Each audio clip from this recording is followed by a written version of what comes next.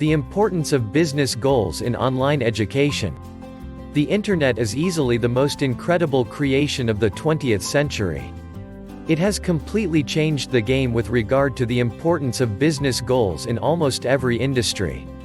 While it is easy to think of the giant online retailers that grew up with the Internet, there are many services now being provided online that would have been almost completely brick and mortar only a few years ago. The importance of business goals has completely shifted for these types of organizations. Shifting business goals and objectives to seize digital opportunities. One of the industries that saw the potential for providing online services in the earliest days of the Internet in education. Until the late 1990s, the vast majority of all educational services, whether they were public, private, primary, secondary, or post-secondary, were provided by a live instructor in a face-to-face learning environment.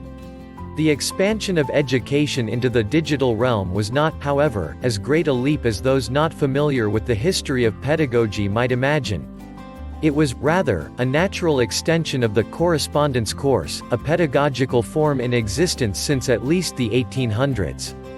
As the name suggests, the correspondence course provided students who could not access traditional schools, usually because of distance, the opportunity to take classes from a remote location, generally using snail mail as a medium of communication. As email was replacing snail mail, digital correspondence was also replacing it as the primary vehicle of distance learning. The important business goals of institutions providing online education underwent a major shift. They continue to change rapidly to this day. Education was no longer, largely, bound by geography. Therefore, online educational institutions can recruit students pretty much anywhere in the world. This is evidenced by the recent explosion of online English language education businesses. The customer for online education can be anyone at this point.